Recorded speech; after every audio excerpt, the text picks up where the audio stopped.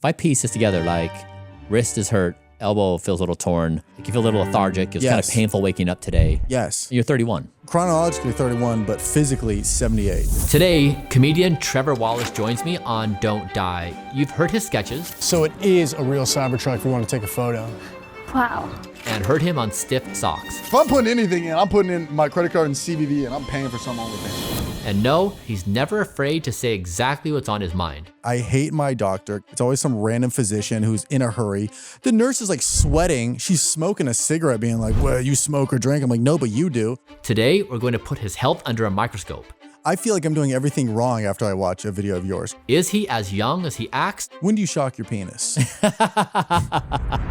Or is he faking it? We are health maxing BDSM. Yeah. Based on all the therapies I've done, I can absolutely see that becoming a thing. BDSM health parties. Let's find out. I invited Trevor to my clinic for a series of age tests. Later today, I'll reveal his results. We'll see how his biology compares to his chronological age and where he stands against the general population. You fascinate me, man. Yeah. I think the world is fascinated by you. I feel like I'm doing everything wrong after I watch a video of yours or I listen to you talk. I feel like I'm not doing anything right. Yeah. You know, like honestly, I felt the past couple of years, like, why didn't people teach me this stuff when I was young? Yeah. I mean, from your vantage point, what does health look like in the world today? Like, I mean, what do you see happening? Like, what's funny? What's ironic, funny, hypocritical? I feel like we're all going off convenience, and it's just we're putting as much substance into one thing. Where it's like it's a breakfast Pop-Tart, but it has 20 grams of protein, or it's a drink, but it's got everything you need in one. So it's like we're like making a Four Loko amalgamation of just like put it in one thing. Where I don't know. I feel like there's 1,000 different sweet green variants. That's all. Yeah. LA is sweet green kavas. There's that. Everything is DoorDash or Postmated. I feel like I don't know. I'm not good with food. I think that's why I'm here. I don't know. Yeah. What do you eat? Not good. Really? How do you where do you Can get? I tell you my breakfast? Yeah. Just to fire off. Yeah. Crazy morning. Yeah. Today. One of the wildest mornings I think I've ever had for breakfast. Okay. Leftover pasta. From yesterday? Correct. At a restaurant? Homemade. Okay. But it was stored and microwaved in plastic. Oh no. Sorry to say the P word. A little bit of butter, Parmesan on it, next to some deviled eggs, leftovers. Deviled eggs and butter pasta. Yeah. 9 a.m. Right when you woke up. Relatively. Yeah. Woke up, had a coffee. And how'd you feel after eating it? I don't feel great. Really? No. Like you felt lethargic? Yeah. And I don't know if it was a bad sleep. My neck kind of feels off. Oh no. That's what I'm saying. So like, okay, so if I piece this together, like wrist is hurt, elbow feels a little torn, like you feel a little lethargic, it's kind of painful waking up today. Yes. You're 31. Yes.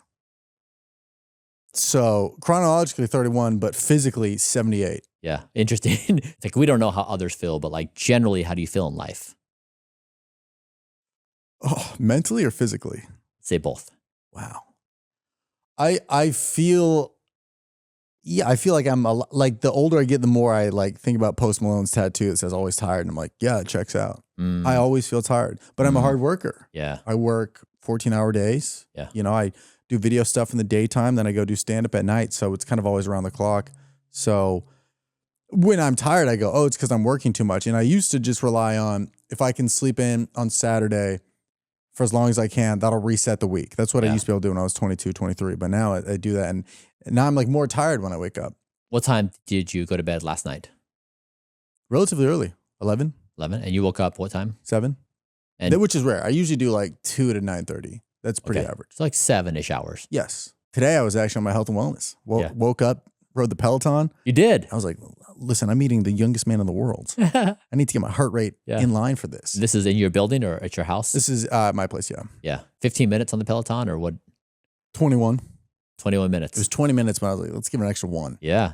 5 miles, though. Yeah. Me and Cody Rigsby just cranking. Yeah, just going. 8 a.m. Yeah. Like those days when I'm well rested, it's a night and difference. Yeah. I'm like kissing butterflies. Like I am so happy. I'm like, why can't I have this feeling every day? Yeah. So there's a good opportunity to feel a lot better in life. Yes. I just think maybe I'm eating not the best food, or I'm eating too late.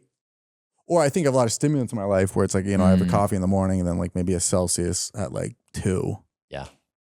So I don't know. Yeah. When do you shock your penis? Talking about Celsius Yeah. and electricity. Yeah, I mean, I have that device there in the clinic. So we And were. why wasn't that a part of my test? So that was good. Well, we're trying to, I'm like warming up. We're becoming, You don't wanna share we're it? becoming friends. Yes. I do want to share. Oh, We're becoming friends, but I can't just come out and be like, also, do you want a penis shock routine? you don't understand. I'm here for anything and everything. I could legit do it on you. The penis shock? Yeah. There's two theories on it. So you either are flaccid or erect. That's And- life. You know? Yeah. I was talking to a few clinicians the other day and I was asking them which one is better. And they're saying probably the erect penis because you're getting greater tissue exposure Like in public? during the therapy. Oh, Yeah. Yeah. it's a little early to be erect, Brian. But I could. Well, this is what I'm saying. This is why we have to become friends first, Yes, because yes. like you have to slowly step into the conversation because like it really does. And also it's pretty painful, but it's tolerably painful. Like, you're doing a good thing. So you're into like BDSM stuff? No, I'm not, but I can see making its The way angle. into that world. Okay. Yeah, certainly. Okay. As long as it's around the right It is, hours. you can see like an absolute branch of BDSM coming out now. It's like we are health maxing BDSM. Yeah. Based on all the therapies I've done, I can absolutely see that becoming a thing. BDSM health parties. Yeah. I'm here for anything and everything. I hate my doctor. It's always some random physician who's in a hurry. The nurse is like sweating. She's smoking a cigarette being like, well, you smoke or drink. I'm like, no, but you do. So like, I want to meet people who are real people who are like, yes, you should ice bath. No, you shouldn't do this. You should eat this, drink that. Like the second you're like, put olive oil in your coffee. Guess what I'm doing the rest of the week? I'm putting olive oil in my coffee. Yeah. By the way, how was that? It's incredible. How's it going? Yeah. It's great. Yeah. Growing up, was your family trying to be healthy? Were you Yeah. guys, yeah? There was Mom's very healthy. Salad every dinner. My mom would make like a well-balanced lunch for me. Nice lunch. I used to get bullied for how nice my lunch was. You ever had prosciutto in your sandwich in middle school? wow, Mom, good job. Yeah. Kids were not hip to that. Yeah. I would eat it alone. I would eat it like in class before lunch because I would rather be the kid at lunch being like, oh, I didn't bring a lunch. I'm too cool. But like I just had a, Yeah. So being healthy is like, it's natural. It's yeah, I think so. habitual for you. Yeah. And I have a really good metabolism. I don't know where I'm going wrong. Yeah. And my sleep could be better maybe. What do you make of this? Like, so I was in your situation a few years ago as well. And what do you mean by that? Like, I wanted to feel good. Okay. I wanted to be healthy. Yes. And I just didn't know what to do. And when I surveyed the world, I'm like, how do you make sense of this? Yeah. So I understand the sentiment. And so why is society like this? Like, why is it so confusing to have these basic health practices? What's your take? Because we just kind of follow suit and you tend to prioritize work and family over anything. And you're like, oh, I'm running late to work. Let me just grab something real quick. Oh, I'm running late to blank. Let me just go grab something real quick. Like the amount of times I've had like a Slim Fast and like 2 pieces of like bologna, I'm like, I can't be running off this. Mhm. Especially with stand-up. I don't like to eat a lot before shows, but I want caffeine. Yeah. So I have, 9 almonds and a 5-hour energy. And I'm like, get to work, body. Yeah. And then sometimes I feel like I'm going to faint on stage. Mm. Do you think caffeine is needed on stage when you're doing your shows? I don't think it's needed, but I like it because Yeah. if I get off stage and I go, that was a cool show, could have been better. Then I'm in my head, I'm thinking, well, it could have been better had it been more caffeine, had it been more like present, more Yeah. like wired. I like it, but it's more so like my just routine at this point. Yeah. So I'd say listening to what you're talking about today with your shows, I'd say like I would give you a couple tips for your shows. Yeah, let's go more specific with that because I have a lot of caffeine late at night Yes. at like 9 or 10 p.m. doing shows. I'm jacked up and I'm still writing off the show's endorphins. Yes. It's like, let's say it's 1 a.m. I did a show. I had a coffee 3-4 hours ago and I'm still like, how can I like wind down? Yeah, cool. See, because I would say like I would imagine you doing your shows as like peak life experience, where like you're being the best you. Correct. Okay, cool. So yeah, if I were you, I would do the following things. Like one, I would say the day begins the night before at your bedtime. Yes. So I would say pick a bedtime. So your shows are probably like 7, 8, 9 p.m. Correct. And so you can get to bed at what time? 12 or 1. Probably 1 more if we're being honest. Yeah. So it doesn't really matter when you go to bed, kind of. There was a study that came out recently that people who didn't get in half their restorative sleep by 4 a.m. had a higher chance of getting diabetes. It was a bigger likelihood. So if you can try to make midnight your bedtime or 12:30, just choose your time. Yeah. And then be consistent every day. So plus or minus 30 minutes. that consistency is going to help your body basically say like, okay, we now know the routine. Every day at this time, we're going to deploy all of our systems and we're going to be in sync. So that consistency is really important. Yeah. 2 is the last meal of the day. I eat my last meal of the day at 11 a.m. So that's like 9 hours before I go to bed. And is it only one meal or how many meals do you have? I eat 3 meals. So it's between 6 a.m. and 11 a.m. So you're cranking like a steak at 11 a.m.? I'm 2,250 calories. But the reason I do this is because primary digestion takes 6 hours.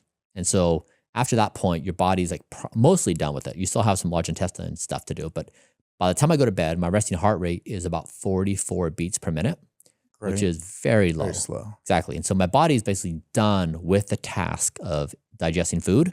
And then it can say, now I'm going to allocate all my resources to sleeping. But if you eat, your body's busy digesting, which means you have less metabolic resources to sleep. And so for you, I'd say like just start, what time is your last meal of the day now? I'll probably eat dinner around like 6 or 7. And then when I get home, I'll have like a snack after the shows, which is anywhere from apple and peanut butter to quesadilla. Yeah. So I'd say like try to keep your 6 or 7 and then don't eat after the show. I was just going to say, I mean, like last meal at 11 a.m. Is that a crazy outreach if you're trying to go on a date? Say, hey, you want to go to dinner So you at can 10:45 a.m.? So you can actually go on a date. So if you go out, let's say you're on a date at 7 p.m., just do something very light, like some steamed vegetables or like something like that, or a light soup. Oh, that won't work up the metabolism? Yeah, you just don't want a big load. Like peanut butter is a big load. Carbs, like a quesadilla and cheese, that's a big load. It's like you're creating these big blood glucose spikes, right? So you're asking the body to do a lot and you're going to sleep. And what's going to happen is when you do that, you're going to miss your deep sleep. So in the early parts of the night is when you get your deep sleep, the restorative, like brain cleansing sleep. If you miss it, you can't get it back. It passes. So you can't just be like, oh, I'm going to go to bed 4 hours later and pick up my deep later. That moment arrives. If you don't get it, it's gone. Okay. And then like as you experiment with this, try to go earlier and lighter every day. So try like a 5 p.m., try 4 p.m. You're going to experience a little bit of hunger pains, but just work with it. Just make the trade-off and then see how you feel in the morning. Because you may feel a little hungry before you go to bed, but in the morning, you may just feel amazing and be like absolutely worth it. I would do that in a heartbeat. Yeah. So what do I do if I'm laying in bed at 12:30 and I go, okay, I need to go to sleep, but I still feel the effects of caffeine? Yeah. So caffeine has a 6-hour half-life. So if you have, let's call it 200 milligrams of caffeine right before your show, let's say 7, by 1 a.m., half that caffeine is still in your system. So that's 100 milligrams in your system when you're going to bed. Now there's caveats, like everyone metabolizes caffeine differently. You may be fast, you may be slow, but like generally speaking, so the rule for you would be probably no caffeine past noonish. But if you nail your sleep, maybe you'll find you won't need caffeine. Interesting. That might be the best thing because it creates this loop, right? Where bad sleep creates more caffeine creates bad sleep. But if you can wean yourself off caffeine, I would just try it. Okay. So yeah, eat earlier and lighter. Have a bedtime you hit every single night. Try to do caffeine no later than noon and try to just lessen that. And then also a wind down routine. Yeah. Which is no screens, dim lights. That's right. And you're trying to calm your body down because you just did a show. That's the hardest part is you're in front of literally a blinding spotlight and your endorphins are through the roof. Yeah. You're riding that high for a good 30 minutes after the show. Yeah. Sometimes longer. And it's just so hard to go from that to sleep. Exactly. That stage light is so much blue light. Yeah. I spoke the other night on a stage that had that kind of lighting. And you were like, we got to. I was like, you guys can turn this down. Yeah. But they did. Even still, my sleep lessened by like 25% with that huge blast. Oh, is that why I have a spotlight and you don't? You guys are trying to give me a bad sleep tonight.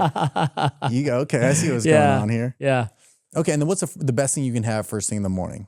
So wait, on the wind down routine. Yes, wind down. It's night and day when I'm well rested creatively. I can't even say the word. You know what I mean? Yeah, creatively. Creatively, yes. Writing, performing, filming, it's so much better. And that's why I think now I try to cram where it's like, okay, I'm tired, but let me take some Lions, man, and have a coffee. And I think that'll supplement the lack of sleep. Okay, so on your wind down routine, so I would imagine you get home or you're back to the hotel and you're running loops about your show, like what you said, what you did well, what you didn't do well, that interaction with that person in the crowd, like maybe you hit it, maybe you didn't, but you're like trying to reconcile the entire event. Yeah. You're trying to improve the jokes you missed, find new ones to say. Like you're doing your whole reconciliation of life thing, which everyone does. And so for me, what I do is I talk to myself and I say, okay, there's comedian Bryan who's just on stage, and now we're going to transition to sleep Bryan. And so when the thought comes in of like the timing on that delivery, like was just missed because of whatever, I have to speak to myself and say, okay, thank you, comedian Bryan, for that suggestion. Definitely going to incorporate this tomorrow, and I'll write this down right now so we'll make sure we see it. But right now I'm in sleep mode, and right now we're calming ourselves down. Yeah, I do that with my phone every night. Put it on Do Not Disturb. So you're doing that mentally. Exactly, because you there's different versions of you. There's like ambitious you, and there's worry you, and there's like friend you, and there's lover you, and they're all chiming in. Yeah, you're trying to sort through all these emotions. Yeah, I'm always thinking about my exes when I'm going to bed. I'm like, this can't be good for my sleep score. Yeah, and I text them that. I say, you're messing up my REM. Yeah, stop texting me. I don't miss you. Yeah, I do. But yeah, but like it's like this real serious ritual where if you are your thoughts, like if thoughts drop in your mind and like you become aware of the thought, you're like, now I have to address this thought, right? It's either about an ex or about work or about whatever. The other way is just say, I acknowledge you thought, but I'm not going to address you in this moment. Like right now we're in wind down mode. And you're trying to like breathe out the pressure. Yeah. And then if you do that, and if you get good enough, you just lay your head on the pillow. And then when you go to bed, you're not going to be so wound up on those things. And you'll have a much higher chance of sleeping through the night in a restful way. Otherwise, as you know, if you go to bed wound up and thinking, you're going to dream about those things all night long. And so you kind of like pop in and out of sleep, and you'll wake up not feeling rested because you've been in this light sleep all night long. Interesting. And how long does the wind down take? Hour? Depends on the person. Yeah, 30, 60 minutes. So you can do things to combat it. Like you can go for a walk. I love reading a book, like book in hand. So it's when your mind has nothing to focus on, it's going to be vulnerable to these thoughts that come in. Correct. If you've got a book and like you're reading something that keeps you focused, it's so much easier to calm your nervous system down. But it's like 30 to 60 minutes to get your body in a calm state. So here's the metric for you is if there's a way you can measure your heart rate, either just feel your pulse or have some kind of device like a wearable, watch your heart rate. So do this over the next 2 or 3 weeks.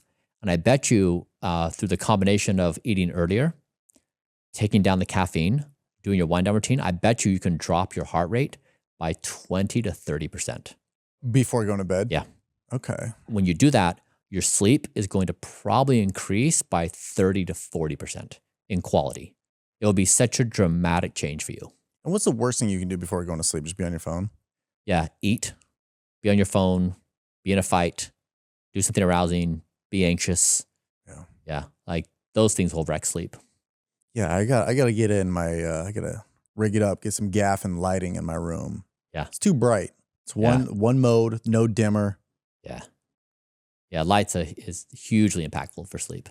I'm betting, honestly, that if you get sleep right, then you can start chipping away at the other things like food. And I agree with you, like pasta is probably not top of the list, things you want to eat for breakfast. Yeah. Yeah.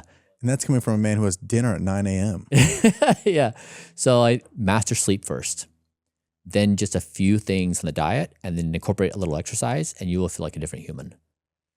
Yeah. Because now I'm doing so much to make up for my bad sleep. It's like, okay, if I work out, I'll feel good for this show. If I take Lion's Mane, I'll feel good for this show. Exactly. If I have coffee, I'll feel good for this show, instead of just getting good sleep. Yes. I have a question. Was it a hard pitch to get your son's blood?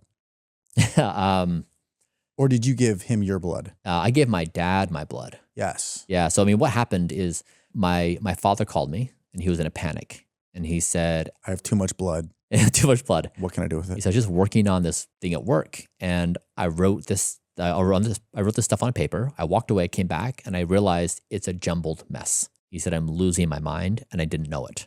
It was like he was in an absolute panic because he imagined if he began losing his mind, he would have self-awareness. Like, oh, I'm losing my mind because I'm forgetting something. But he did this thing, walked away and came back. He's like, what? Like, I just did this and I couldn't see it.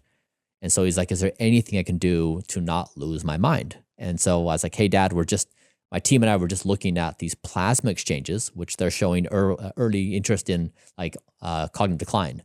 If you want to do this with me, I'm happy to give you a liter of my plasma. And so my son overheard the conversation. He's like, I'm in. Great. We'll make it a family affair. So you give me your plasma, I'll give dad my plasma. Airdropping each other blood. Airdropping it. So we did it. And did you feel different? I didn't. But not surprising, my biomarkers are about the same as my 18-year-old's. Like if you look at his blood panel and my blood panel, they're almost identical. Whereas the difference between my dad and me is very big. He's 71. And so after this transfusion, his speed of aging lessened by 25 years. Oh, nice. It was a dramatic effect. Wow, what a gift. Yeah. I would hold that over my dad's head forever. Which leads us to, we have your results. My results. From your age test. So this is so exciting for me to share with you because do. I remember. Oh, I love this. Yeah. Oh, God. I think I just pulled something. Looks great. Thank you. All right, cool. So let's do this. All right. Speaking of lab results, this is fun. I've never had a scorecard revealing results. It's good. This is good. I'm the new youngest man in the world, Bryan. All right. First, skin age. Your biological age came out to be age 35. Not good. Us whites don't age well. The goal is to reverse your skin age by 4 years. Okay, how do I do that? Sunscreen? Yeah, so the sun is good for you. It's good for mood and for vitamin D and health. Also, the sun is not free. Anytime you're in the sun, you're incurring skin damage. So it's a trade-off. And so you want to find the right balance. So if you wear sunscreen, but you sit in the sun, you still get vitamin D, but you don't get the harsh stuff? Yeah, so I'm in the sun in the early mornings and the late afternoons, but not when the UV index is high. So that's one. All right, next one, spirometry. This is your lung. You are in the 99th percentile. Good job. Great. So that means only 1% of people are better than you. So good job on that. So what age would my lungs be? So the way these work is it's a percentile per age. So as 18-year-olds would have a certain range, then 20 to 30-year-olds a different range. So you're already in the highest percentile. So it's basically age 18 would be lung capacity. The AGE reader, this is looking at advanced glycated end products like junk in the skin. Your score was 1.6, and so that is age 36.5. Grip strength, you had 111 pounds. That's the bicep. But I'm saying you got to have good grip Yeah, okay, fair enough. to lift. Fair enough. The 72nd percentile. Is that good or bad? So that means you're better than 72% of people. Okay. What's your grip strength? 134. What percentile does it put you in? 99th. All right. We'll go ahead and move on. So if you increase your grip strength by 15.8 pounds, you would be in the 99th percentile of men, all men. So you can do this. How do I get stronger grip strength? Working out. Gotcha. Yep. Sit and reach. Your score was 10 inches. So that puts you in the 15th percentile. So that means 85% of people are better. I'm calling bullshit on that. Okay. Take me to the Midwest right now and let me see anybody stretch more than 3 inches. So if you increase by 13 inches to get to 23, you'd be in the 99th percentile of men. One leg stand. This is 14 seconds. This is in the 1 percentile. So 99% are better. That's bullshit. That's absolutely bullshit. Okay. Because when I did it down there, you said that's good. Well, So you're gaslighting me, Bryan. What's your score? 2 minutes. But I mean, your criticism is is received. So Oh, I see what you're doing. we accept it. Now, this is based upon a study that had a published data set. So, but your point may be I want to accurate. see these scientists stand on one foot. Yeah. To give you an idea, 19 to 34 seconds is the range. Oh, had you guys told me that, I would have just done that. I got bored after 14 seconds. Okay, yeah. Yeah. I would have just done it. If that's how close I was being in the 99 percentile, easy. Yeah, okay, cool. I'll do it right now. Okay, and then sit to stand, you got 10 out of 10. Oh, yeah. Already a perfect score. So Yeah. there you go. Thank you so much. Yeah. And so now what do I walk into an Equinox and just say, you know what to do and give them this?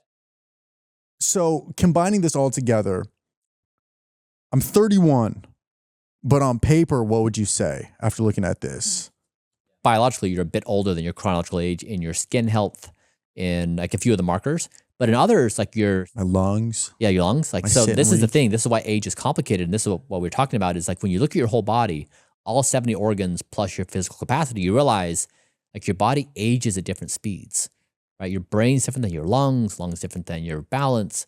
And so by doing these measurements, it really helps you figure out like where to focus. And like it really makes it real, like what good health is. Wow. Because you can test it. Now it's just not a number. Yeah. So now you can put on your dating profile, top 99th percentile for lung strength. Yeah. Like, that's badass. That's awesome. And it makes sense. You're a comedian. Like Yeah. I talk a lot. The takeaway today is I hope that you have a new perspective on what, I guess, your relationship to health. Yeah. And it's very counterintuitive because our culture prioritizes ambition as the number one thing. And then ambition pushes out health, right? Like we do things that cost health in life. Like we don't sleep as much, or we maybe are unhealthy because we do so because we are ambitious and we want status and wealth and power and accomplishment. Yeah. So health is like a different way of understanding our lives, but it definitely makes sense. We can still be all those things and pursue those things, and we'll be better at those things if we make health our top priority. And understanding it through numbers is like the best way to do it. Because now you have a stable grounding of like where you're at biologically to start, then you can make progress from there. Great. What do you think of the conversation today and doing all this stuff? I feel good. I learned. I feel younger mentally. I'm just excited to implement better sleep in ways and just seeing how everything is structured, even from the window tint. Well, thanks for hanging out today, man. This was a lot of fun. I appreciate you being here. I know it's a thing to drive somewhere and do it, so I appreciate you being here. Thank you.